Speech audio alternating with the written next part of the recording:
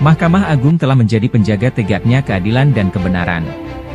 Dalam perjalanannya yang panjang, Mahkamah Agung telah melalui berbagai tantangan dan perubahan, namun selalu setia pada komitmennya untuk menegakkan hukum dan melindungi hak-hak rakyat.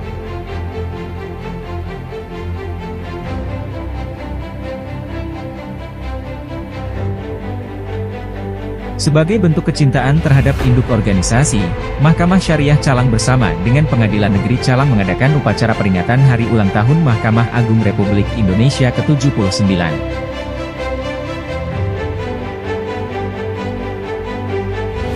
Warga peradilan di seluruh Indonesia yang saya cintai, bersamaan dengan ulang tahun yang ke-79 ini, setelah upacara ini Mahkamah Agung juga akan meluncurkan beberapa aplikasi baru hasil buah karya putra-putri terbaik Mahkamah Agung, yaitu aplikasi SIA MA yang terintegrasi dengan